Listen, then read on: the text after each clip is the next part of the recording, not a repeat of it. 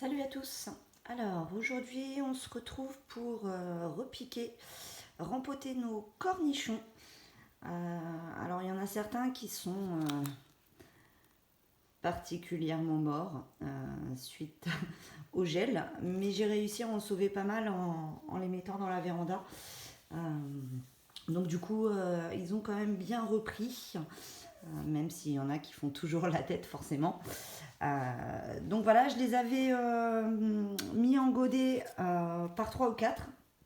Donc vous voyez, ça a bien poussé. Et aujourd'hui, on va les séparer pour les mettre tout seuls dans des godets séparés. Afin qu'ils puissent pousser tranquillement et qu'on puisse attendre tranquillement aussi que les gelées passent et que tout ça se termine pour éviter de reperdre encore des plants. Voilà, tout simplement. Donc, comme d'habitude, hein, on rempote. Hop. Donc, on met la terre. C'est du terreau là de semis, hein, comme d'habitude. Hop, tout simplement.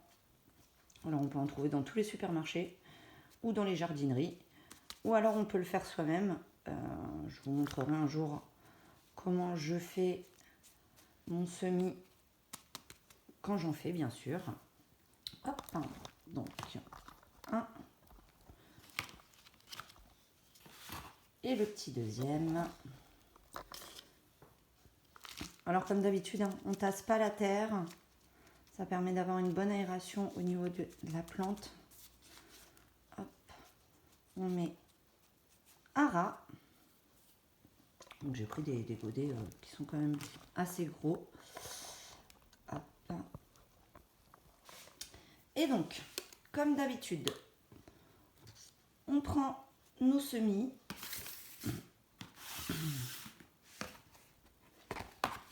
En général, je mets ça dans des bacs, ça évite d'en avoir plein partout. Et là, de toute façon, j'en ai 2 qui sont morts, donc on va sauver les 2 qui restent. Donc gentiment, vous voyez, toutes les racines. Alors vous allez voir que même quand elles sont mortes, elles avaient quand même de belles racines, hein, pour le coup. Mais bon, ça c'est mort. Ça c'est pareil, c'est mort. Et on va garder les 2 dernières qui ne sont pas mortes. Et vous voyez, alors il y a encore la graine qui est là. Elle est restée accrochée. Hop, on peut la retirer tranquillement. Et donc vous voyez, ça a quand même plutôt des belles racines. Donc voilà. Hop. Donc on prend, comme d'habitude, notre pot. On fait un beau trou parce que là, pour le coup, on a des racines qui sont assez larges. Vous voyez la taille du trou. Si je mets un doigt, c'est quand même beaucoup plus large qu'un doigt. Du moins que mes doigts à moi, hein. Forcément, si vous êtes un homme, vous avez des plus gros doigts, hein. Et donc voilà, on la met délicatement à l'intérieur. Hop. Alors pas à ras, hein. Voilà, vous voyez, on l'enfonce légèrement. Et après, on tasse légèrement pour bien que la terre soit prise. Et donc voilà, un plant de cornichon. Hop. On va faire le deuxième, donc on fait un gros trou. Est-ce qu'elle a de belles racines, celle-ci? Vous voyez, quand même des belles racines. Hop. On l'enfonce. Et ça évitera aussi que nos semis puissent filer. Hop. On tasse légèrement. Alors beaucoup de plantes, hein, vous avez vu, c'est le même principe. Et là, hop, elle est toute seule et elle va pouvoir se faire plaisir dans son gros pot. Hop.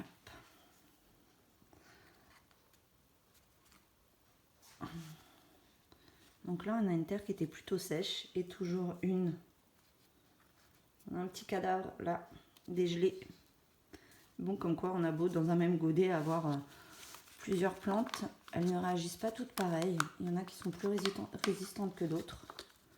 Et vous voyez, on voit déjà bien les racines. Donc on retire notre petit cadavre. On garde les deux autres. On fait notre trou. Hop, hop, hop. Un gros trou. Alors assez profond, hein, quand même. Qu'elle puisse... Hop. Vous voyez. Donc pareil, on a la graine qui était restée accrochée. Hop. Donc on met bien dans le trou. On y va doucement pour éviter de casser ou les racines ou le plant en lui-même. Parce que pour le coup, c'est encore assez fragile. Hop. On essaye de la mettre à peu près droite. Même si au final, elle fait un peu ce qu'elle veut.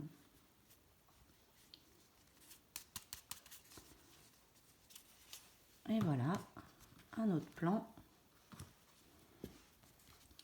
On continue. On fait toujours un beau trou. Hop.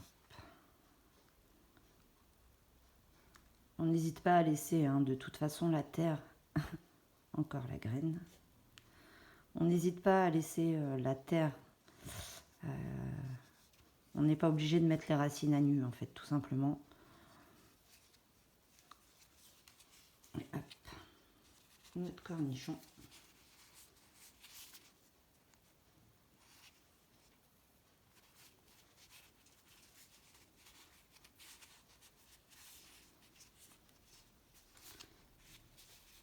Et voilà, un beau plant de cornichon.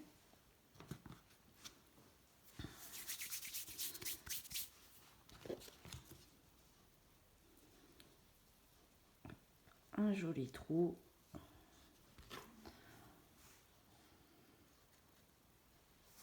On va rempoter celle-ci. Alors si on attend trop pour les rempoter, l'inconvénient, le gros inconvénient surtout, c'est que les racines en fait vont s'entremêler entre elles. Et du coup, c'est un petit peu plus compliqué de les séparer. Là, on va voir ce que ça donne quand il y en a 4. Voilà, je sens qu'elles sont prises entre elles. Mais pareil, on y va toujours tout doucement. Hop. On n'hésite pas à retirer le surplus de terre. Voyez. Et donc pareil, hop, doucement à l'intérieur.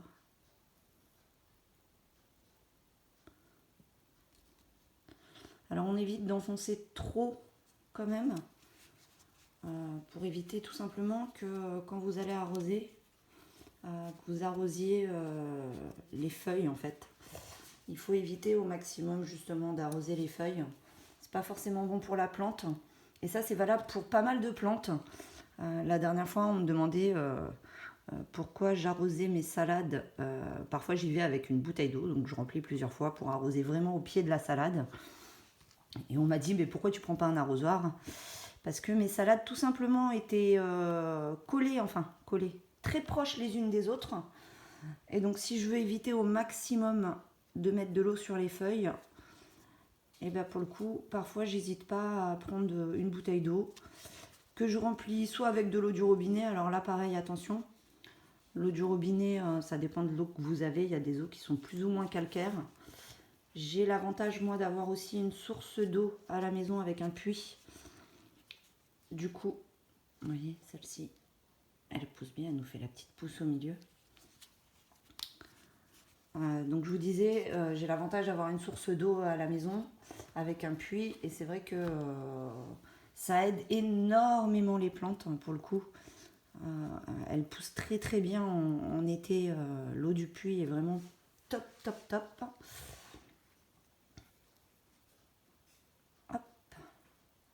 Oui, toutes les racines.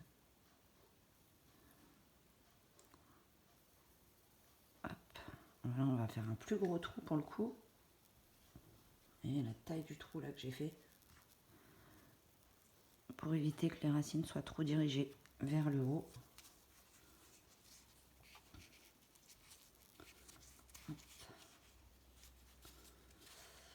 Et ils vont se sentir bien mieux à l'intérieur, tout seul, plutôt que d'être à 4, à 3 ou 4 dans un pot. Donc c'est pareil, hein, si vous n'avez pas de bâtonnet, vous mettez directement le doigt dedans. Vous voyez, j'ai quasiment fait un trou jusqu'au fond.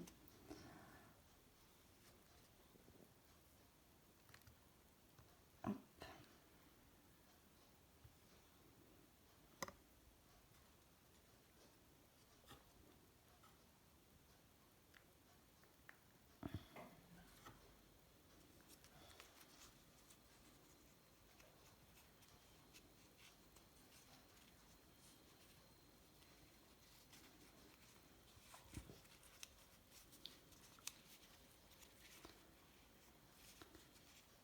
Et voilà.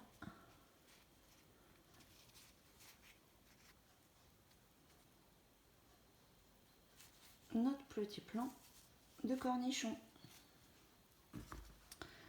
Et donc après, comme d'habitude, mais là je vais y aller plus doucement, puisque mon terreau est quand même assez humide. Donc les autres, je les ferai toute seule, hein. Je pense que on en a déjà fait pas mal ensemble. C'était simplement pour vous montrer un petit peu comment je faisais. Et donc là, on vient arroser gentiment.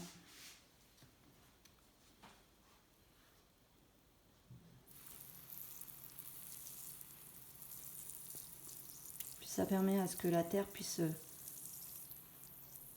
bien se tasser.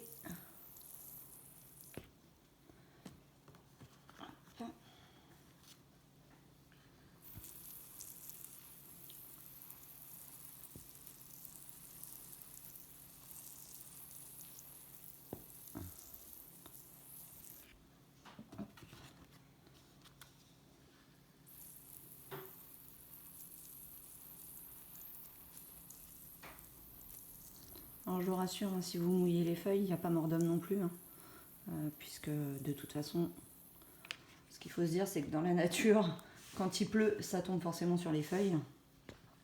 Donc c'est pas bien grave en soi.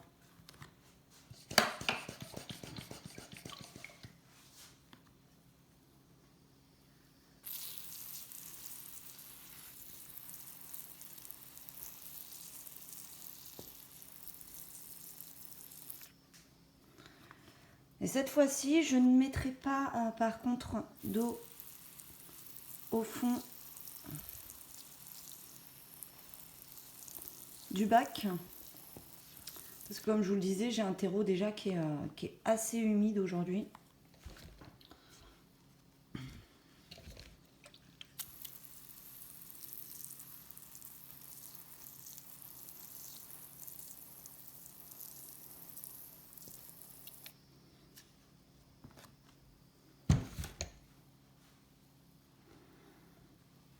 Et voilà.